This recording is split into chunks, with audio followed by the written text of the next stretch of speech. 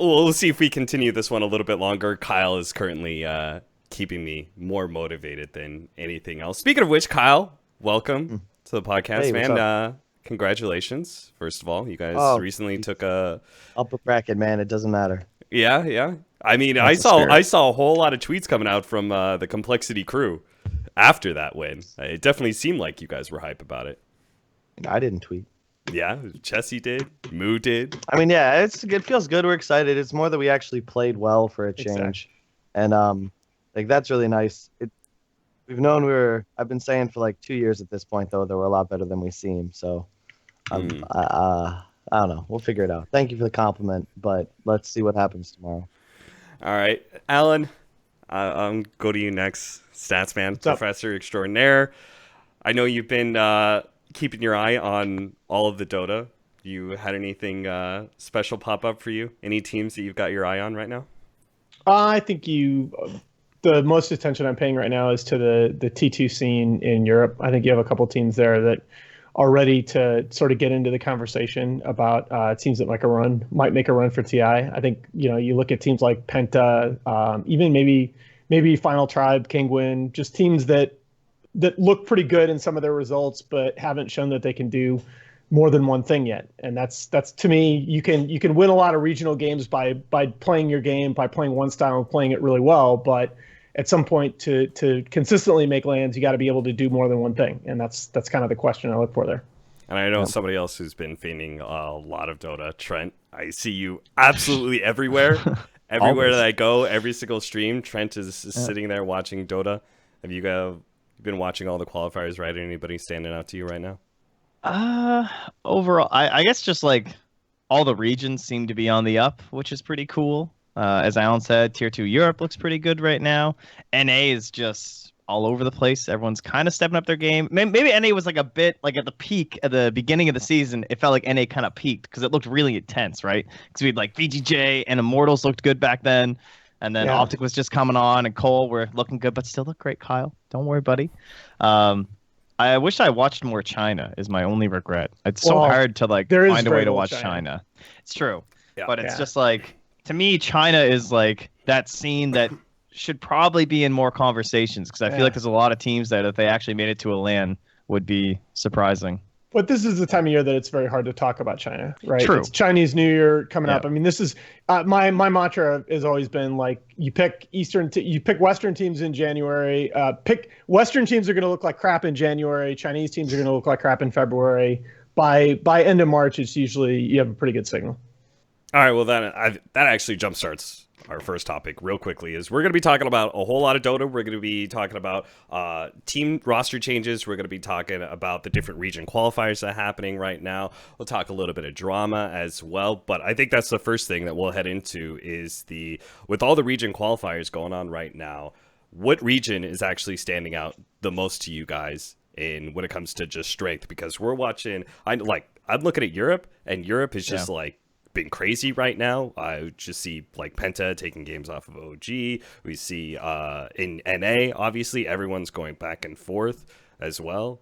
CIS, there was a recent upset, right, where they had not Effect. Spirit, but Effect. Yeah. Effect over Navi. Yeah, that was pretty crazy as well. It seems like all of these regions are actually really ramping up when it comes to the TI season.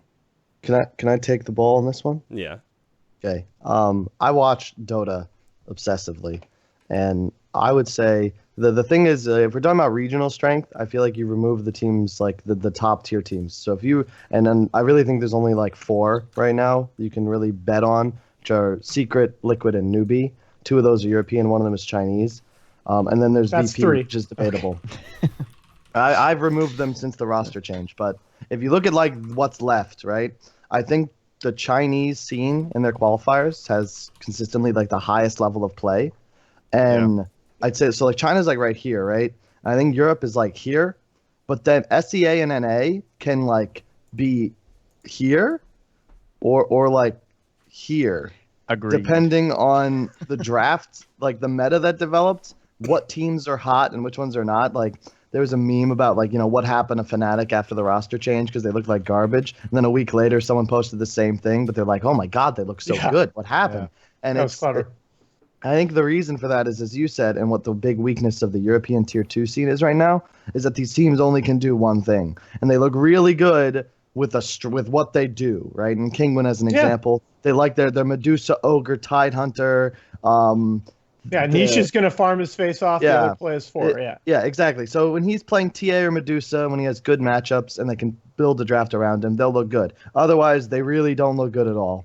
And I'd actually put that scene at the bottom. With I feel like that's a little ironic coming out of you. No way. No, hold on. You're actually forgetting. You literally didn't even mention South America. Oh, well, sorry. Let me let me go. I can go downstairs real quick. Let's not. Yeah, thank you. That would be No, great. it's fine.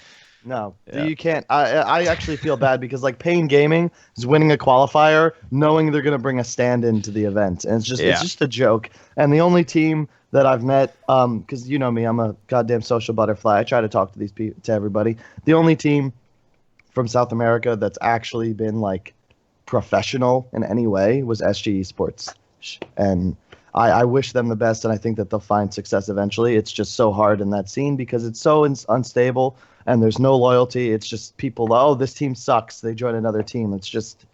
Well, let's not forget two things. Real quick, we try to scrim South America exclusively. I would say there's like a 70% cancellation rate of our scrims. And we book these things days in advance. Josh confirms the same day. Hey, we got scrims in 3 hours, right? Yeah, we'll be there. 2 hours later. Hey, sorry, something came up. Yeah. What came up? What are you doing with your life? You're a Dota player. Why do you guys keep scrimming them then? Because we don't want to scrim our direct competition. You guys didn't ever reach over to across the sea over to Europe? We will probably do more. We haven't really had time to scrim. Thankfully, we strategically lost the DAC qualifier, so we'll have like a good month where we can actually practice. But then we really haven't been able to scrim except for like at events. Okay, so it sounds like when we're talking about regions, first thing we should do is separate then when we're talking about tier 1 teams, who are the tier 1 teams, and we're all going to agree on this, right? Is our tier 1 list all going to be kind of the same? I don't think it's worth like debating whether VP is tier 1. Can we just put them up there and move on to more interesting things? Like, yeah. Okay. I'm fine with that, just because let's at least agree that they're separated from the rest of CIS, right? Like the VP and the rest of CIS aren't really in the same conversation either way. If you put VP up there, why aren't you putting Mineski up there? Because Mineski have looked completely stagnant for the last 2 or 3 months. Like that team is so badly in need of like just a change in their play style. Like they need to play around Moon instead of around Mushi. It's like building Manta on every hero is not going to work for them in this meta on LAN. It's very frustrating. I think Mineski are really good, and I think Mineski have a chance to be in the TI conversation. I think they're taking a wrong approach to a lot of these games. Well, Kyle, actually, we were having a conversation about Mineski recently. I wanted to talk about Mineski because I was watching some of their qualifier games. I thought they looked pretty good. And Kyle, I remember you distinctly said that they're just kind of playing the same thing over and over again. Yep. Well, it's more. This is the problem with like interregional play, is that it comes down to like your understanding of like these other teams that you know very well, and Mineski just has like a leg up on everyone. So they dumpstered the DAC qualifiers, and I believe they're in the they already won Epicenter, so they already qualified for Epicenter and DAC. Yeah, they lost. They went 2-1 versus Execration, and that was it. And that was like that was a fluke too. They got OD Omnighted. Like that'll just happen to you. But this is a microcosm of the other discussion that I think we're going to have about Europe, about the one thing. Like what happens, this is sort of the flip side of that coin, where when you show up on LAN, your weaknesses get exposed. And the question is, how are you going to respond? And Mineski have not responded to that. Like they show up on LAN and teams exploit the fact that they're playing around Mushi, who's always been a very slow tempo player. And they get away with that in SE because they are really, really good. That's a very talented team, but they haven't responded well when teams are attacking the weakness in their play style, I think.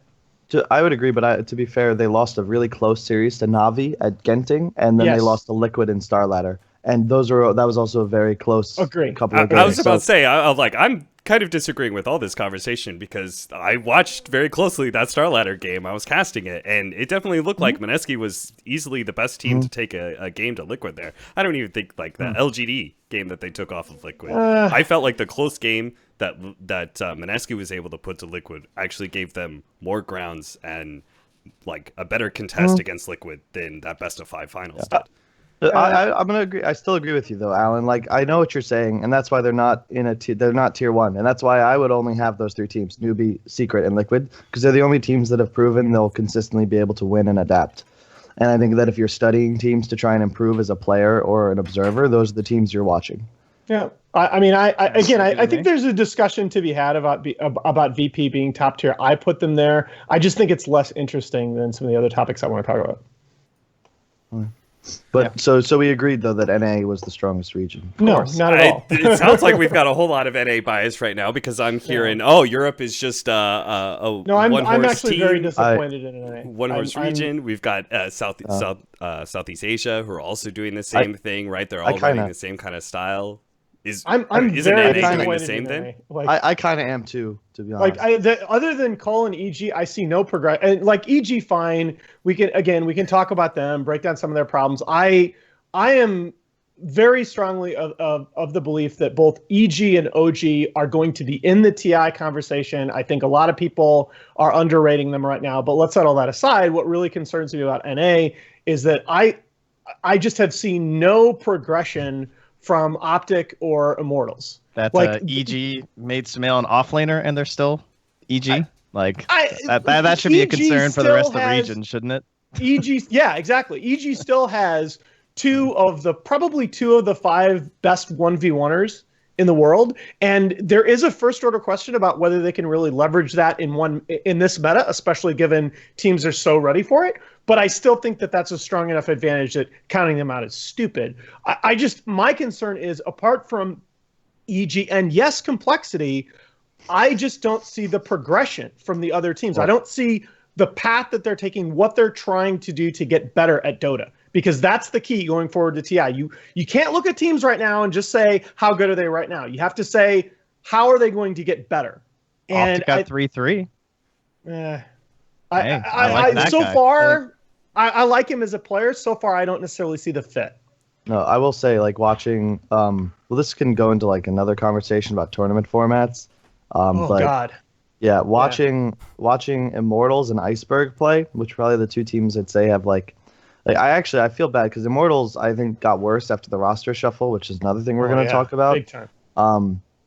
But they were, like, they were a good team. We had a very significant matchup advantage, and I think we beat them in the 5 qualifier finals. Yes. And if they win like 2 or 3 of those, it's a totally different team and conversation because you're actually getting that international experience to improve.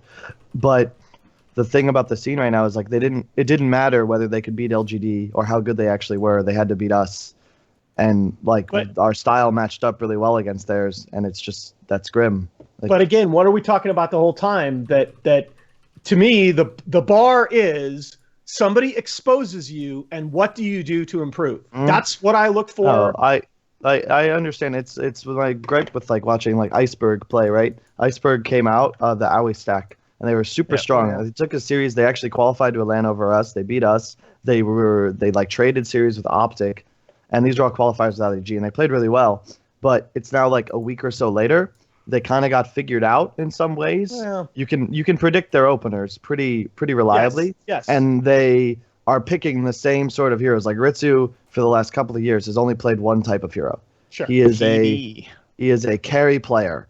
That is all he plays. And when you watch him play something like Razor, you think to yourself, why do we have Ritsu on our team? But again, that's a roster that's been together for such a short period of time. No, I agree. I'm not quite ready to. I just want it just isn't.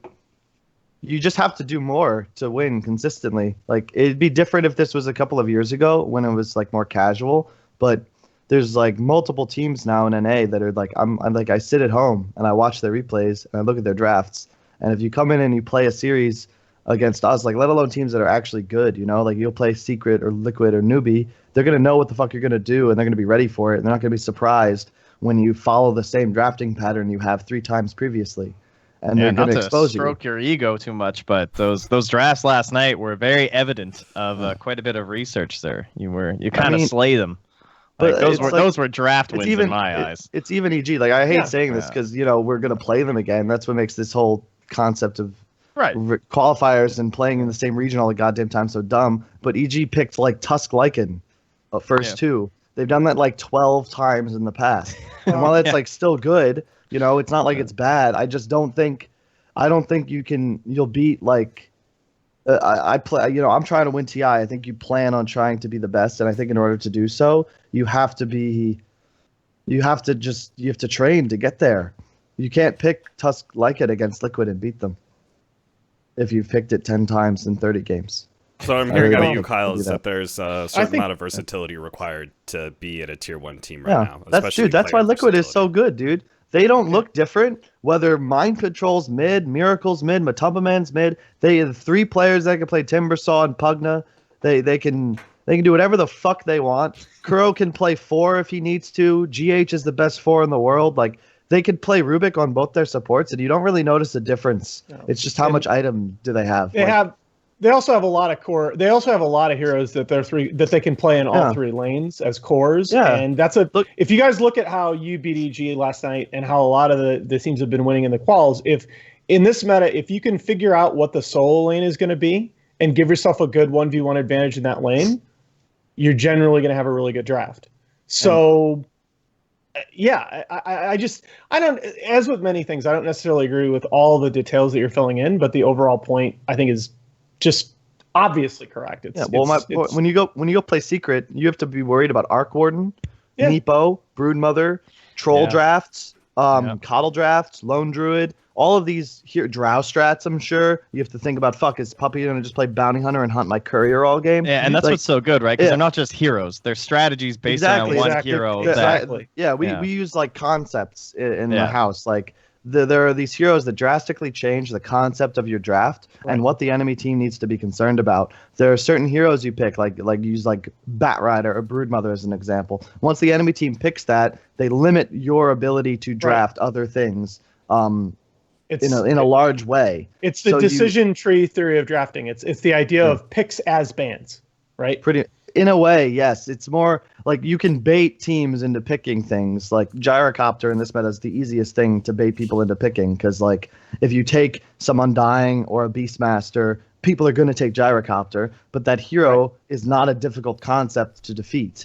So you're fine with that, and that's like the whole challenge of drafting in the first 2 because that is the model. From there, you've got your trunk, right? Now the ability to branch out from this is based on the openness of this concept that you begin with. It's not about those 2 heroes necessarily being that great or that bad, or those 2 heroes getting directly countered. It's about the fact that when you use the first 2 over and over again, it limits the directions you can go with the last 3 picks, and opponents start picking stuff that takes away a large part of that, and you're just left with a very predictable draft overall. Anyway, Dota's like. Dota's a beautiful game though. I just love Dota so much. It's so challenging. And like you can feel like you're ahead one day, and then 2 days later, you're just so far behind because they're doing a couple things you you weren't prepared for. It's a really hard game. I'm very curious, and I'm very curious to see what the 2-week patch cycle is going to do going forward. That's going to be the hype of today. Really interesting. Yep. Yeah, we got goodbye Terrorblade. Goodbye Omni Knight. Patch coming up in just a couple hours, I think. But Kyle, I don't want to hear about what you love about Dota. I want to hear what you hate, what really makes you angry. And I know you had some very choice words about tournament orgs. I believe you called the format for some of these qualifiers unbelievably awful. Yeah, well, I mean, let's look at our Epicenter NA group real quick here. Okay, so you've got 4 invites. You got Immortals, Optic, Complexity, EG. Okay, so we'll put 2 and 2 in each group. Now we got 4 open qualifiers. Let's put open qualifier winners number 1 and number 2 in the same group, and number 3 and number 4 in the same group. How does that make any fucking sense? Why do we even need groups? I don't understand that. So many of these qualifiers are double elimination anyway, and like the ESL tournament formats are double elimination at least for the first few rounds. There's no reason you can't just run double elimination with no groups and have the brackets feed across groups like they should. Why'd I play a GSL group to go into a double elimination bracket? Right. The whole point of it, There's and no I've argued this, it's the same reason I argued against GSL groups at majors like 2 years ago. When you have 4-team group, like the beauty of Dota, as we were talking about, is like the matchup instability. Like I can beat this team that will always beat this team. And that's fine. That's Dota. We match up better. But when you play, like the more you limit the number of teams a team will compete against. You do need to keep in mind that while we're making this point, I feel like I have to be fair. Okay, there are actually players. Envy is one of them that have actually advocated for formats like that because they like to know who they're going to be facing in the first few days. Now, let me not take this out of context. I know he would say that even given that, some of the recent formats have still been terrible. But there have been players in the past that have advocated for these kinds of groupings because they want to be able to focus on scouting a limited number of opponents. I don't fucking care what the format is. Do your due diligence. What the fuck is your job as a tournament organizer other than to make sure that the brackets are good? Why am I looking at this DAC double elimination bracket? It's because the old days, it was always about having the most games, right? That was the whole point. People wanted value when they buy your ticket in the client. I'm just saying. Okay. I don't care about the format, all right? There's an argument about that. When you look at the DAC bracket, why are Complexity, Immortals, Optic, and Iceberg arguably 4 of the best 5 teams in NA on one side of the bracket with EG by themselves on the other? It doesn't make any sense. It requires such a limited amount of effort to ensure there's a fair bracket. And they're doing GSL/double elim anyway, right? This was just a straight double elimination bracket, but it's the same. So it doesn't, if you're doing just a straight double elimination bracket where the matches feed across groupings, it shouldn't matter that much.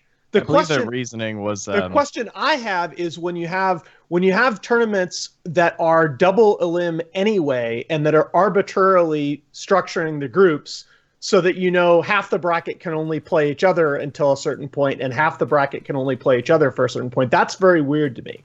Just run straight double elim. But well, no, that's the thing. DAC was 2 spots in NA double elim, but they made it essentially guaranteed that EG was going to make it to the finals. And then everyone's like, oh, look at EG shitting on the qualifier. And to be fair, they shit on us that qualifier too, so they kind of did. But there wasn't even any competition, and you remove the ability of a team like Iceberg, who really just needs experience against like good teams. They didn't get to play EG because for some reason they're seeded with these teams over here instead of, and EG's just playing open qualifier. The same thing happened in Europe, right? And they said it was because of scheduling issues. That was Epicenter, but yes, pretty much. Oh, oh, you're right, it was. Yes. Yes. But, that's why I don't like GSL as well, because I don't trust tournament organizers to know how to seed teams. Well, and I had experiences, real quick. I had experiences at Manila Major and Shanghai Major. The teams in my group, the 2 teams that qualified out of my group, finished 1st and 3rd and 2nd and 3rd in the main event. Right. Okay, I lost to EG twice in an event to get eliminated from my group and to get eliminated from the tournament. And it feels bad when one team can just literally be the reason you're losing. I think that Dota should be a game about playing as many teams as possible to determine who the best team is. I like big groups. I like BO2s if you have to, but make Dota teams play as many other Dota teams as possible because there are matchup advantages. Look at MVP versus who was it? Who's the other SEA team that was big? Like TI6 MVP. Fnatic, yeah. They could be. They just, it was a different team when they played in their region. No, look, I think that because 2 years ago I actually was pretty strongly in favor of GSL formats for Dota 2, but I think that as time's gone on and the talent pool in the game has gotten much deeper, these matchup advantages have become relatively more important. Okay, and I agree with Kyle that you know what, in this day and age of Dota, teams have resources. Do your goddamn homework. Let's get a format in these tournaments where you're seeing as many teams play different opponents as possible. I agree with that. Right. Well, but it's more important right now, I think, than it has been. I'm talking way too much, but final point here. Look at ESL Genting, right? Yeah. SG Esports shows up, right? Their first match is a BO1 against Virtus Pro. And it's going to be the same for every team qualifying from South America, every Tier 2 European or NA qualifier. They're going to show up. They're going to have to play the best fucking team, one of the best 4 teams, Newbie, Yes. Secret, Liquid, VP. And they're going to lose that BO1 90% of the time. And I think it's almost unfair to expect these teams to get better when they lose this BO1 against one of the best teams in the world. Then SG Esports, they go and play Vici. They take into a nail-biting game through that they could have won. Now they're out of the event. They played 4 games for a 2-week event, and they're out. How does that make the scene better? How is that good for a team? Why are you sending someone halfway around the fucking world to play 4 goddamn games? But Kyle, if you have standard double elimination, they get 2-0'd twice and they're out anyway. That's 4 games. Like, it's, come on. Sure. Let's not. That's why I want groups. If you want, I think every major should be. Yeah. You should play a minimum of 10 games. At every team should play a 10 minimum buddy. of 10 Jesus games. Christ, Kyle. At a major. You can't do that. Dude, there's no way. That's, well, you I'm have sure to look. You have to think about. Okay, I'm very sympathetic to all of these arguments you're making, but Yeah, you fucking do have Instagram to majors think were having about 10 games for every logistics. team. No, Hold on. Shit. 16 teams. 16 teams. all right. 2 groups. You play a BO1 against everybody. Bottom 2 teams are eliminated. Top 2 teams get buys. You play BO3 single elim from there. Okay, I don't give a Pay fuck. for this, First Kyle. thing. Play When Swiss. it comes, Let's play some Swiss. Okay. I don't. You want to care. play Switch? Nahaz has problems with Swiss already. I saw it at what was it, Kiev, right? Wasn't Kiev the major that had Swiss rankings? Alan, I do. I actually like the Swiss idea, but I think Swiss BO1 is very. I think Swiss BO2 is a little better. I think Real quick, people are saying like, 10 games in 2 days. Are you guys retarded? We go to these events for like 12 days. We're there for 2 weeks, and these teams are still playing like 3 games. you're definitely not there. Why are we there for 2 weeks? If you want to make it this format, let me show up on Wednesday and go home on Monday. okay. It's not, Genting, you guys played for 5 days. yes. So there's no way you're possibly fitting that kind of groups Easily. into 30 Dude, we're days playing of like group max stage. 1 series a day, man. It's so like just So I what just do you want to play more Dota. I want But teams then to it's play the more other Dota, end. There's and I feel people bad. who are going to complain. Like, I agree. That's- People who are that's- try to improve are going to say that. But then there's people who are like, I don't want to play 3 series a day. I just think Honestly, I think Kyle, if you really say, look, I agree with some of these points. I disagree with others, but if you're serious about a lot of this stuff, go build a consensus with the other pro players. Yeah, because there's a lot of the pro players who problem are is going to a lot disagree of the with you on points that this you're one. a lot of the points that you're making are very valid, but I have literally heard other pro players in conversation with tournament organizers make exactly the opposite points and ask for exactly the opposite things. That they don't want to be So- playing a whole lot of games. That Dota's a game about Yeah. being able to learn That- from your experiences, Yep. to be able to learn That from they a don't wanna loss and have be to able to play- go yeah. back. Let's just- They don't want to play the shotgun approach where There they're are playing. teams that will bitch Yeah. about having to play multiple BO3s in a day. There are teams that will complain about having to prep and those are the for same 10 players. opponents. Those are the same players that are going to talk shit about South America and gripe how South America doesn't deserve a spot in an event. When South America shows up to the event, they lose to Liquid or Newbie, and then they're playing for their lives against like a team that you could say would be closer to their I equal. agree. How are with they what expected you're to saying. get any better when you fly them 30 hours to get shit on by one of the best teams But in the Kyle, world? remember, That's you shitting are- on everyone. You are a monkey in a cage, dude. You are there to dance. And I can't have you dancing on 4 streams at once, dude. Like, I hate watching tournaments like that. It's awful. I have no idea what happened during the whole group stage. Yeah, Nothing matters, and then everyone just watches the playoffs anyway. Yeah, so you I just guess in look a at the sense, you're right. ranking. We could do that, but it's so Oh. boring. Part of the problem is that the selection of games, like you always run into the age-old issue, like we did at Genting, that there's a sense of obligation on the part of the organizers that you want to cover the elimination matches on the main stream, but then some of the elimination matches are like so much worse than the games that are being played off stream. It's like, all I'm telling you, Kyle, is I have made all of these comments to tournament organizers especially over the last year or so.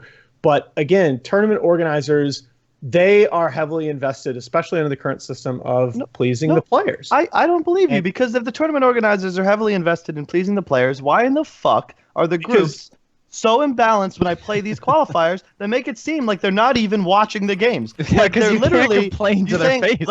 Like it's like they're just saying, hey, let's hey. I wonder if that's because not all opinions are weighted equally. I wonder which What do you players they're mean? listening. Dude, it's not about who they're listening to. Look at the groups in NA. You don't think so? In what world, as a tournament organizer, do you have 4 open qualifiers and put the winners of the first and the second, the best 2 teams from the opens, into one group, and 3 and 4, the worst 2 teams that qualified, into the other? How does that make any sense? I believe that there's a very obvious answer to that question that you just don't like, and I don't like either. What is it then? What is it? Dude, if PPD's not getting his way, I don't know what you're talking about. That guy's the real Twitter fiend, so clearly they're not listening confused. just to whoever bitches the most. I feel 100% right with this insinuating that statement. EG is saying this, I don't think so. I think it's just the TO. You are 100% right, but there are also very simple explanations for why that isn't happening, and we need you and PPD and AUI and all of these. We need all of you guys to get together and go to the organizers and say, "Hey, look, we have concerns about this X, Y, Z." Dude, it's not even a concern. It's just it's sad that we have to it should be expected. You put 1 and 4 together, you put 2 and 3 together. No, this is not simple math to you, Kyle. Just because you don't like the way certain qualifiers and certain formats are being run doesn't mean that everybody else in the pro scene also hates them. Okay, I don't care if other play. It's about being fair. When you're calling I don't for the care if you Gosu like or rankings, dislike you're something. When you look at Dat Dota, I would say that there's 4 methods of saying how good is a team. Let's say you have 8 teams in a region playing a qualifier. You can look at Dat Dota, Glicko rankings. You can look at Gosu Gamers rankings. You can look DPC points, and then you could talk to people, right? And in no universe, when you look at this DAC qualifier, does it make sense? EG is going to be number 1. Complexity, Optic, Immortals, Iceberg are probably 2 through 5. Why is EG over here and everyone else is over here? This isn't an argument. This isn't fucking perspective. Topic. Yeah, but you're right on that. Job. Do your job. Thank you. Just do your job. Please, God. Host.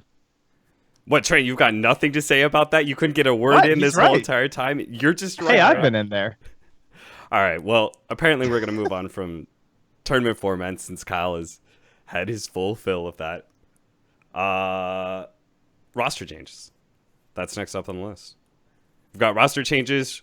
A lot of roster changes coming out from NA. We'll start with that one since we've got Kyle on here anyway. We're already talking about the fact that, Kyle, you thought Immortals has actually got worse off of their roster change, where unfortunately they lost arguably one of the best offlaners in NA right now, which is MSS. You've got EG moving Sumail into the offlane as well. All these offlaners are just shuffling around. Universe gets kicked over to Southeast Asia. So, Trent, who won in NA at least? Well, I guess EG technically, because they don't seem to have dropped much. I don't know what the deal is with Immortals. What a random change, eh? They bring Velo over. So, he's been playing. He used to play on old MVP a while ago. He's always been one of those players who's hanging with the Koreans and everything. And then there's just 747 with them too. I don't know. And from what I understand, they were like, "Hey, MSS, do you want to stay or go?" And he's like, "Yeah, I'm out." And he's just on another team. It's just I don't know. Immortals is the biggest question mark in that scene for sure. I have no idea what I'm going to see when I turn on one of their games. I was really surprised they even took a game off EG, honestly, with the bounty. But, yeah. Oh, that was a little... I don't know if I would count. That was kind of a fluke. But hey, it was a win. It's still a win. The Visage had no business winning that game. Agreed. No flame, but oh my God, that was... No, I can't. The adjectives I would use are way too harsh for this show. Wow. Okay. No, there's actually nothing too harsh for this show, Kyle. I can't. I'm a player. Don't let the show limit you. You're just afraid of bad mouthing that hard. I mean, I don't know. No. All right. What about Sumail going over to the offlane? Oh, you want to talk about LFY? Well, LFY got Ohio and Fnatic got Universe. I feel like it's this you got to discuss I thought we were going region by region, but yeah. Region by region, sure. I mean, I think EG probably. I honestly don't know. Actually, I think they're probably about the same. I think they have the same issue they did previously, which is they aren't really sure of their identity. They kind of figured out one, but as we were discussing, I think Misery is going to help a lot with that. Yeah, I think so too. I think that they are in a better position to win. I think that shuffle, every team won. Fnatic, LFY, and EG, I think they all improved. I mean, it's really hard. You have to understand that with Misery teams like not all events are created equal. Like they're not misery teams are not Kuro teams. Like Kuro teams are going to show up at every event. They're grinders. They're going to play every game. Misery teams are not necessarily going to look the same from event to event. But Why not? That's just misery is not necessarily like a super grinder as a captain who's going to make all of his teammates like play max hard every scrim, and that's just not his personality. Misery, he figures things out. He's great at enabling his players, but he's not like the culture of his teams is just not the same, and it's fine. Know? Like there's multiple. Yeah, I don't know what the fuck you're on at. What? I don't know. This is That's inside funny. info you got going on right now. Yeah, Alan's got the inside scoop, man. No, this isn't inside info. It's very okay. All How right. you feel from watching? No, I'm curious. I'm not It's a hating. little. It's a little bit of both, but Yeah. like his team. The thing I like about Rasmus as a captain is like he is all about empowering his players, and he's all about like if he has the kind of a team that has the mindset of yeah, we're going to grind every game, I think he can do that. But like, you look at old DC and like we, at least at that point in his career, was not a player that was going to like try hard in every scrim or even necessarily at every event. And I think he adapted well to the talent that he has. And that's part of why I really like, if there's guy that's going to come into a culture like EG and change that around, I think it's him. I'm just saying, I'm sure that drove him absolutely fucking nuts. I'm sure it did, but I don't care how the happy point is you are. If a player, Kyle, you see that Shaq the point and is Kobe I give him a conversation on lot Saturday? of credit. Kyle, the point is I give him a ton of credit for being able to come in and deal with stuff like that. Because that is what Dota is so much more about psychology than people realize. Like that is what drives a lot of captains away from the team. That's how you lose a team.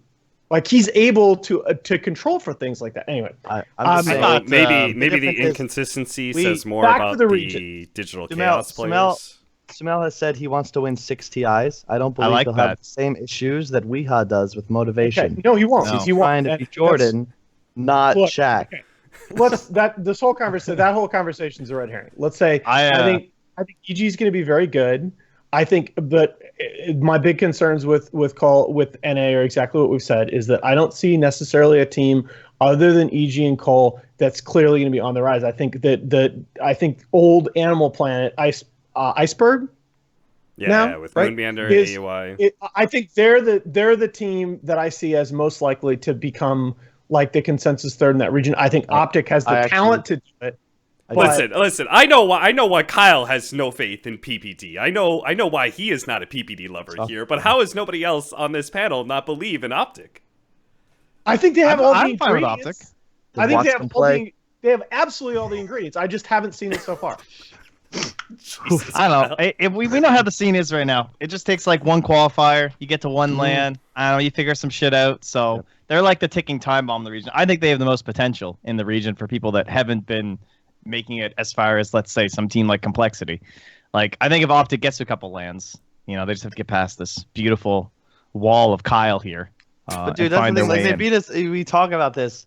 It's like they beat us to go to DAC. They won a major qualifier instead of us. It's like, who the fuck let's see knows, how man? that goes. Yeah. And arguably, in they're terms the of team that's EG going to learn the most from that, right? Being at an international level with experience at the best teams, they're probably going to be one of the teams to experience captain and learns the most from it. So It'll be interesting to see if PPD takes a lot from that, just because obviously that's something he was really used to, right? It used to be all about how PPD adapts to the lower bracket. PPD adapts to that team he just played and lost to, and then wins the next 4 series against them or something. I don't think it's. I think that's the wrong narrative. I don't think it's I don't think it's about Peter himself at all. I think it's about how the rest of the team Yeah, but when it was EG, it was about Peter, right? No. That's what it was about. When it was what? You don't think Not so? really. When EG was winning those lower bracket games and everything, and like PPD, if you talk God. If you talk, that's the Reddit storyline, right? Like if you talk to certain other people about it that would know, like it's about Peter he's the kind of guy that internalizes a lot of the pressure, and that can come out in various ways. And it's about how that team is going to react to playing around him in very high pressure situations. And I just, the discouraging thing about Optic is I expected when you heard that team first get together I think they have a lot of talent. I think CCNC is really good. I just haven't seen the kind of gradual improvement, the making of adjustments that I expected to see over time. I still think that team can win. It's just I get leery of a team that's been together for 2 months and has just looked stagnant for the last couple of months. Yeah, maybe. And then, so we kind of mentioned the other guys, but like as you said, I do agree with Kyle in terms of like everyone else won. Fnatic looks better. LFY, Fnatic, yeah. Not hard to make that team look better. No, LFY. I think what are you guys on? LFY, you're gonna move off through the 5? What? They haven't been. What? That was that's a total. I don't know where that must have been like a mistranslation or something. But every game I've watched since, Opti's still playing the same 4? heroes. Okay. Yeah, thank God. I don't know that team has easily been the biggest disappointment of the DPC season to me. I mean, maybe some people would say OG, but I still think OG's really good. I don't know. I have a hard time evaluating China right now. It's so hard. Newbie, Secret, Liquid, and VP. Yeah, and then it's everyone. They beat everyone. Yes, okay? And then it's all subjective. So how is a team supposed to look good when inevitably they're going to lose to one of the teams that are undoubtedly I said they look best? better. Do you think that no, here's the question, Kyle. Do you think that we're going to go into TI this year and that's still going to be true? Do you think that we're going to go into TI this year and it's still going to be the case that we're talking about those 4 teams or 3 of those 4 teams being so much ahead of everybody else? I think there'll be 6 or 7 teams with a realistic chance of winning TI. And that'll, like, if you're going to do like the probability on who wins, they'll cover like 95% of the spread. But let's actually look at history, and let's look at the fact that the last couple of years at TI, or at least 2 out of the last 3 years, the grand finalists, maybe even all of the last 3 years, that if you'd asked people to make that list of 6 or 7 teams, the team who won would have been on it. The team they played against in the grand final wouldn't have been. That's like. I think people look particularly. I would agree, except for last year. I'd agree. Build up to TI. Well, newbies. That's the thing. It's either 2 of 3 or 3 of 3, depending on how you feel about newbie. A lot of people going into TI7 that I talked to were very down on newbie, like including people that know the Chinese scene pretty well. So I'm not ready to say that newbie was like, oh, everybody like, especially in Dota, we all tend to be hindsighters. And when a team like DC makes the grand finals, we're like, oh well, we knew they were pretty good. I mean, we knew Ree was really good. We knew. I definitely did not have them. No, you didn't. There were a lot of people that were super down on newbie going into that tournament. There were a lot of people that are like, well, what have they done? They won the Shenzhen event, the first Galaxy battles over Planet Odd, who didn't even make TI to begin with. Oh, gee, duh. All right. Anyway, and Wings ended up having that really bad performance at Genting going into TI, so I don't think anybody had them in their top 4. Let's say. Oh no! Come on! What the guys? What are you on? Like, I remember talking to what is everyone on? I feel like everyone's on Aya Huskub and me right now. Are you like? I remember talking to Ben right before that, like the day. Yeah, before I know. Ben was a Wings believer. I know, and I asked him about it. We He was just like, he was just He literally said, he said to me, he's like, yeah, I just like Wings, so I just yell at it. Yeah, that's how I felt about newbie too. I was like, hey, they picked Tidehunter. I like that team. Or like, okay, he was. I distinctly Ben remember. Just says shit like that, dude. I remember talking to him about this. He had some pretty fucking good reasons.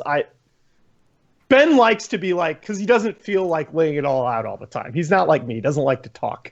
Wait, weren't we just talking about hindsight? And then all of a sudden we're just like going super hindsight. I'm like, I knew Wings was going to be top 3, 100%. After they just bombed out of Genting. They literally got last place, right? It's so short attention span theater, though. Like, people, you bomb out at one LAN, and people are like, oh, you're not a top team anymore. That's so dumb. I mean, anyway, we were on about. I feel like we haven't completed the roster discussion. I think the big winners in the roster discussion. I actually think VP. I think VP came out ahead in this because I think they've been little being kicked from that team was something that I think was like the worst kept secret in Dota for a period of time. I think they were considering replacing him for a very long period of time. I feel like I can say that because some of those details have come out. And I think Roger's really good, and I think Roger's one of the few sports in the world. I think he can play the 4 or he can play the 5, and he's almost equally good at both, and that's a huge asset. I think Fnatic came out way on top, and again, it's something I've talked a lot about. I think as the talent pool in Dota has gotten deeper, it's become more about fit with a team and less about how good a player is in a linear or MMR sense. And I think Universe fits with this Fnatic team a lot better than he did with EG, and a lot better than Ohio did. I think his style of play is very well suited for how they're going to win games. I think Penta getting is a really, really good thing for them. I think it elevates them to a team that was like on the cusp of the tier 2 discussion, like pretty good, but probably not going to win games at LAN, to a team that I think could do all right. Fuck you, Kyle. Trent, you agree with this narrative? The narrative of like, oh, Universe is too greedy for evil geniuses, but he fits right in with Fnatic. I think that's all just. I think you should just take the whole idea of fit and apply that to. Like, it was just stagnant, I guess, right, with EG. I'm sure if Universe just played mid and Sumail went off lane, we could just be seeing the exact same shit as with Fear playing mid, I love honestly. that Kyle talks for like 10 straight minutes and then... Okay. All right. Alan, back to what Trent was saying, Alan. Jesus Christ. Well, no, it's not all I about just feel you. like so much of it is about the honeymoon phase, like, just like getting back together. Like, it's pretty. I don't think we can say someone else can possibly fit with EG better than Universe, considering he's been playing with them for so long. But it just feels like that team needed something to change up, and like maybe they felt like they were stalled in the same ideas. Like, I mean, I don't think it's necessarily like. Universe just like, oh, he's so much better on Fnatic now. Like, he hasn't really been that impressive to me when I watched most of their games. Do you think the fit is better with Eternal Heavy playing this really space creating like carry half the time with his Razor and such? I think that's probably a little bit better because Universe, I guess, didn't have something like that in his last team, but I still need more time in my eyes to at least like watch them kind of grow. But I definitely think they're better off. I'll agree with that. Everyone clearly needed some sort of a change. EG have looked better, and Fnatic have looked better. I think they went from... Yes, Kyle. Yeah? Sorry. First, it's so hard for me to take the recent performance seriously because, like, the last series against Execration, Fnatic first picked Razor. Execration responded with Rubik Omni Knight, okay? And, like, anyone in the world can tell you why that's terrible, right? But second point. Why is it terrible, Kyle? I thought that's the counter pick. Doesn't Rubik counter Omni, and then Razor counters Omni, so you just pick those heroes? Those You're like, oh, now you can't counter. I take Razor. Let's get this point going. Stop. It doesn't matter. Okay. It doesn't matter. Well, I want to hear. Off of Alan's point. Educate the people. The crazy thing about Dota is that we're at the point now where the pool of, like, what I'll say, players that can win, okay? There's players that can win a TI, and then there's players that can win, right? And the pool of those two has grown substantially to the point where there's now more players than there really are available teams that can win. And it's all about just sort of meshing the right personalities, the right, some teams like to have fun, some teams try super hard, some teams, like, I don't know, they watch anime together. Like, I don't fucking know. All I know is you have to have a team. It's got to believe in your strategies. You got to believe in your tactics, in the players around you, and that is what gives you the tools to win and improve. Yeah, but so it's all about. There's no one better. It's just like let's not take a couple of bad drafts. I mean, look back to the Shanghai Major. Like 2 weeks before the Shanghai Major, MVP and Fnatic were playing these games in their region, and they had these drafts that just like, I mean, they were Na'Vi at Genting in their last series level bad. And then all of a sudden they show up at Shanghai and they have these 6 strats and they're playing as 5 and they're playing together. Like, these are things that can change in a very short period of time. And that's why, like, right now, can we get from to me, they can hear us, right? Oh, yes. To me, right now, there's a clear top 4, and then the rest is largely subjective, and that's fine. Hello, tournament organizers.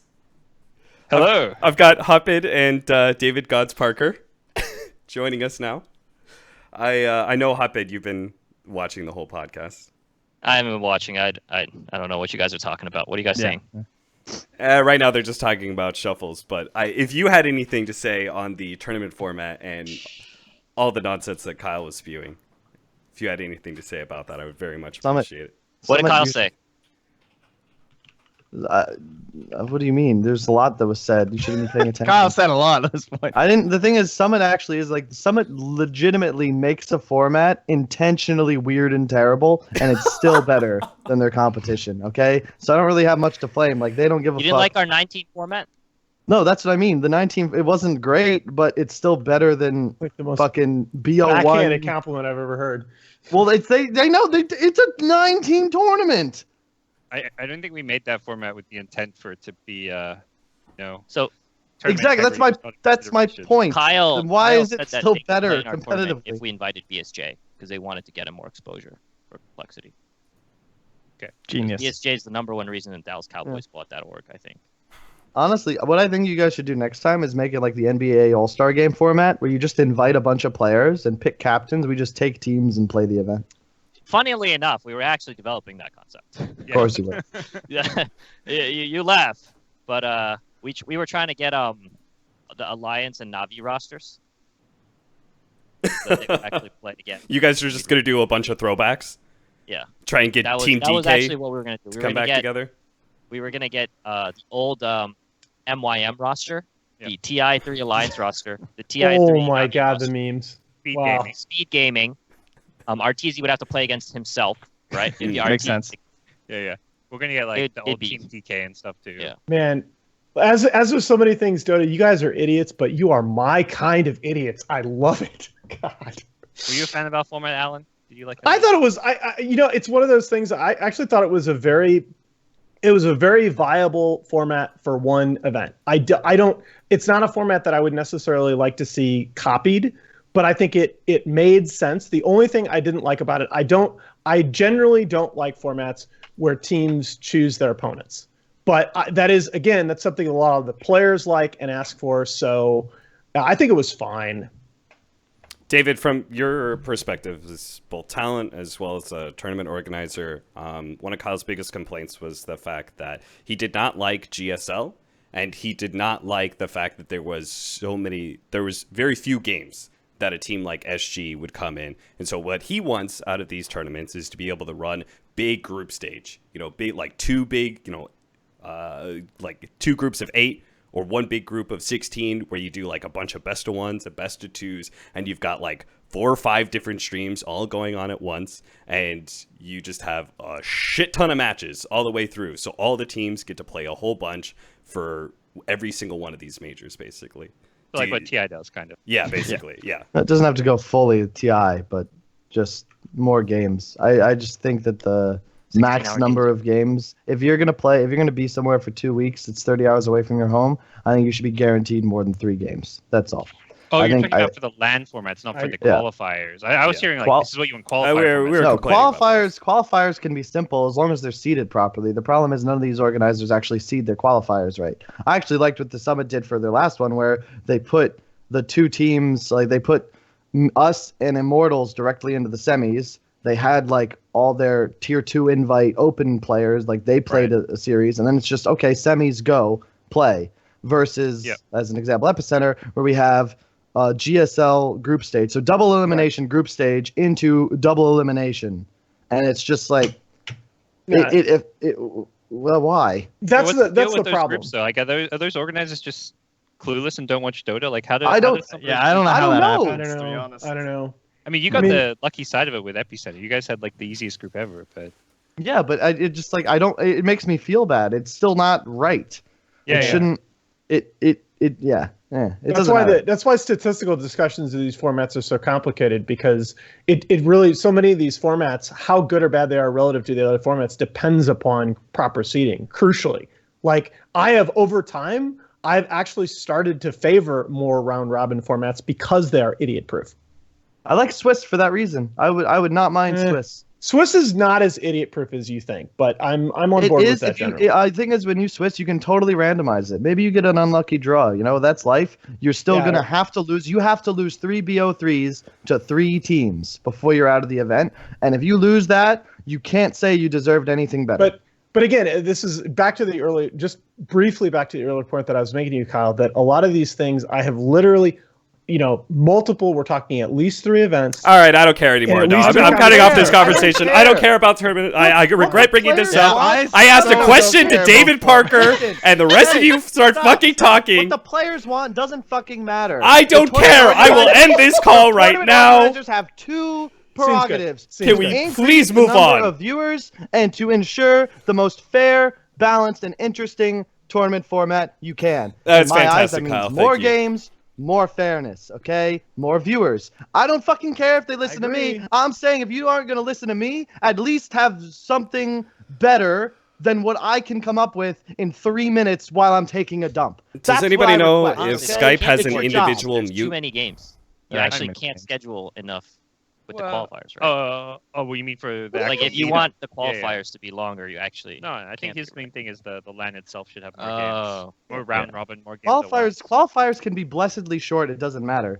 The games, the tournaments. If you have 2 weeks, you can play a Swiss. This You idea can that play. you go somewhere and you group. lose 2 BO3s and you're eliminated. Not even BO3, dude. Genting was a BO1 and a BO3, and you're out. They're not gonna make it 2 weeks. It's too much. It costs too much. No, not. You could do it the same number of days, but just have more games on at once. I guess. Do like TI group stage. That happens in ESL's Yep. group stage was 3 days, 4 days. If TI group Yeah. stage, you can do it 3 or 4 days. Then we Yeah, start once interfering with like the whole narrative idea, right? Where it's like we have a bunch of games that people aren't really covering, nobody's really watching. We just end up with a group stage that says, "Oh, this team went 9-2." I guess they're And that's good. like Well- that's on the farthest end for very good for players and very bad for spectators. So like I think the idea as to what we're getting, like ESL was kind of a compromise in that sense, where it's like 2 streams, which is still somewhat bad for spectators, but kind of a necessity, and then Or- bad for players, where it's like you Or- only play so many but- games. Or we as talent could get off our asses and go back to something that they do every year for March Madness, and that's you do follow one game at a time, but you also have panel segments in between that talk about all the games that are going on. Real I know no one wants to do that, but Why would no one want to do that? question nobody, for you because guys. I want to do it all the time and nobody else does. Anyway, Question for you guys and for chat. Which tournament in Dota is the most fun to watch? Which tournament in Dota is the best? I think it's Midas mode for sure. Excellent answer. Yeah. Summit. can we make that probably. question I think it's Midas mode. interesting and say apart from TI? Exactly, because there is no competition to TI. Why? yeah. I think Summit and Midas mode are better than Is- TI 100%. Get him, dude. Which TI Easily. though? Are we talking? Please hire me back to help produce TI. I'm joking.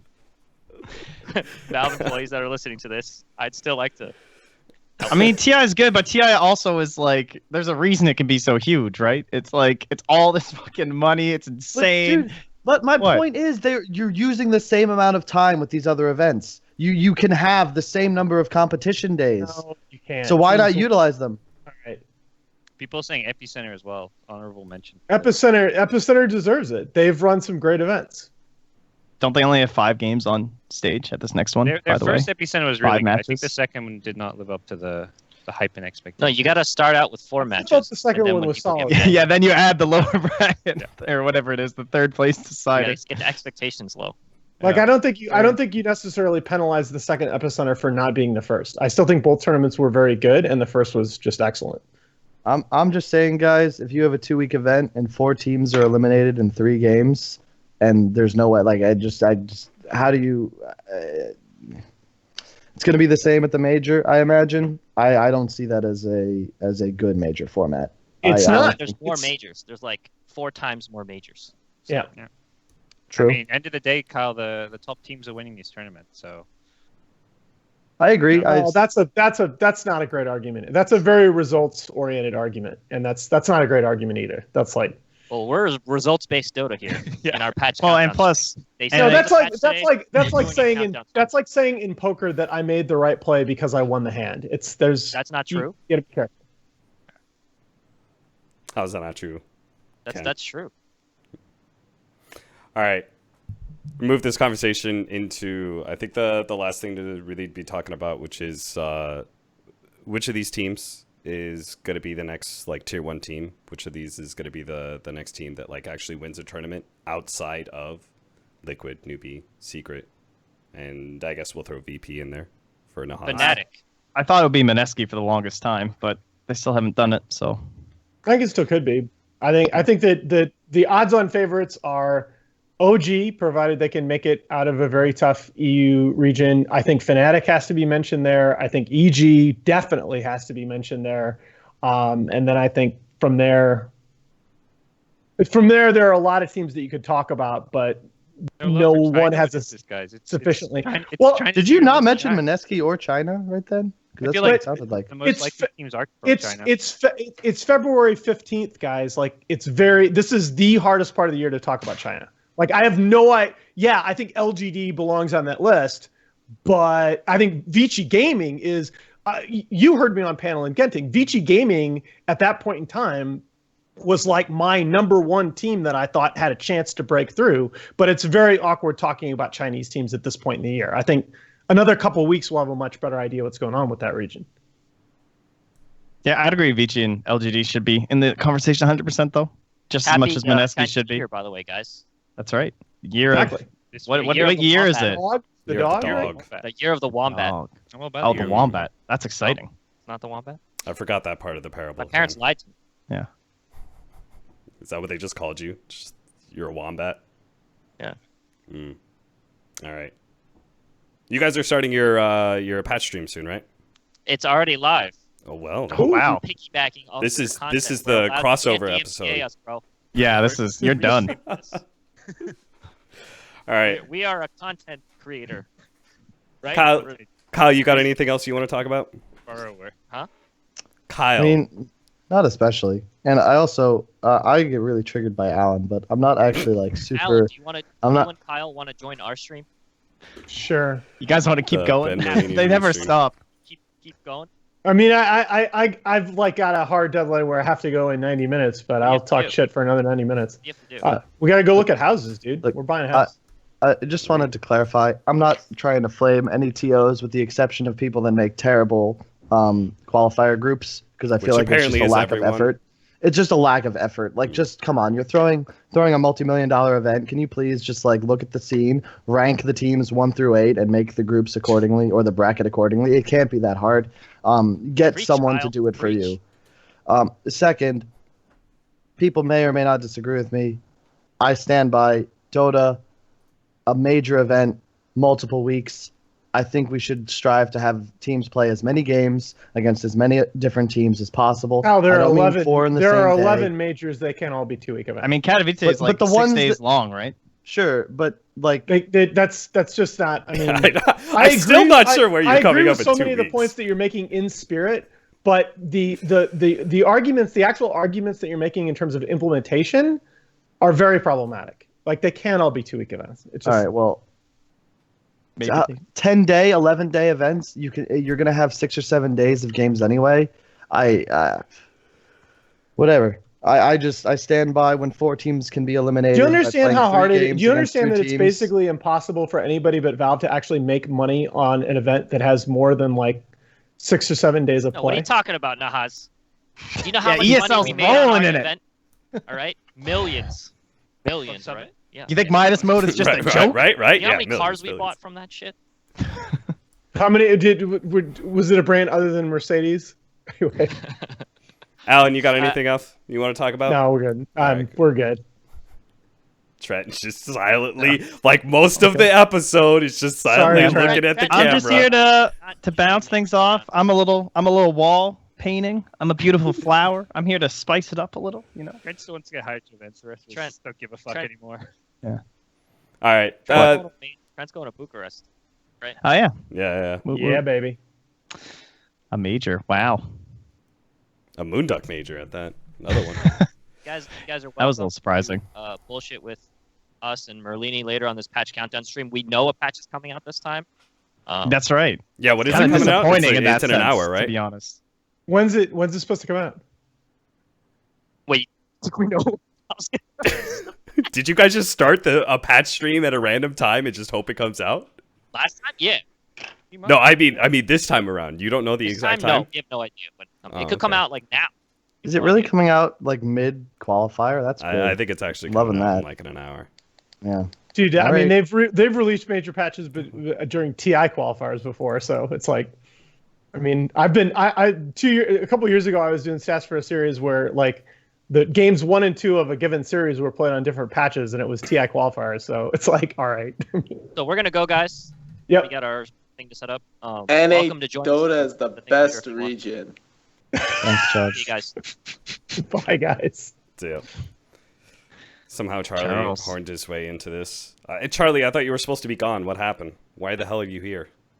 Dude, I didn't know this shit was so early. I mean, I just woke up, honestly. Yeah, we started an Classic hour early. Charlie. In fact, we're wrapping up right now. That's what you just horned in on. So if you have anything to say it now. Wait, are you guys still on air? Yes. Yeah. We are Yeah, still it's on on air. there. You just No, jumped Charlie, into we're this not on air. Dude, I don't have shit to say. All right, Fuck get this the- podcast. All right, removed it from the group. That's a great coda brought to you by Charlie Yang, ladies and gentlemen, former EG manager. All right, this was fun, boys. I would like to do this every week.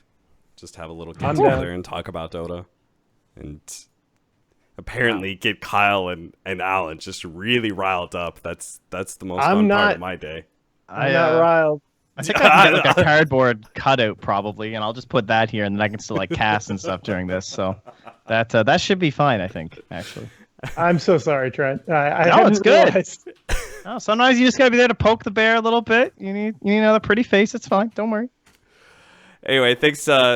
Thank you, Kyle, Trent, and Alan, all for showing up for this. We'll try and do another one, but we're gonna have like a shit ton of tournaments going on, so maybe we'll do it in an event sometime. That would actually probably be the dream. Be fun. It's We're just all, all we're doing going. a hotel We're all going room. to Katowice, right? So we can just do it there. Fuck you. We're actually gonna bring. I was about to say, I was like, are we all going? We to can use. I will not be at Katowice. We're bringing. We're bringing. We might have to tape Damn. it, but I know we'll have a camera guy. Maybe I can like try and connive like a way to get it recorded. That'd Yes. be fun. Yeah, sounds should. Pretty sounds good. good because the only way we can make this somehow better and yet worse is if we put ourselves all in the same room and put alcohol in it. That would be That's I'm perfect. I am great mega way to down. multiply this I podcast. am Can we- mega down. I would like to just state for the record that we As long should as I'm not sitting allow ac- Alan to order anything because I think No you one- Because should. Alan because goes he orders the ham good no shit. one else when it comes to likes ordering the 10-year-old good alcohol. Scotch, Alan. Hey, Dude. shout out to you, Alan. 100%. I was so happy. You You- don't Thank under- you. I Yeah. messaged. I was so mortified. I messaged Matt about that. I tried to order a glass of scotch, and the lady shows up with 2 bottles. I'm like, no, and she puts them down and opens them. I was like, what the? No. Hey, yeah, you know what ordered- happened you got- because no, of no, that, no, no. Alan? What happened was there was one bottle. That bottle was finished, and then you tried to No, order another that is- glass. No, and that she is brought not it. what happened. That is actually sure. anyway. That is not what happened. Is But that what you whatever. wrote on your hand? And when you woke up on the bathroom floor, you were like, I "Oh, was that's so my story." mortified by that. I messaged. I give Matt so much credit. I messaged him when I immediately on getting home. I was so mortified about that, and he was like, "Look, don't worry about it. It happens." I mean, oh God, I was so embarrassed. Luckily, Cyborg Matt is a far better human than all of us. Yes, he is. I You was know what so happened embarrassed. as a result, Alan, of you What? ordering those 2 bottles? Well, Yannis comes along, and he sees really good scotch, and he doesn't want to let it go to waste.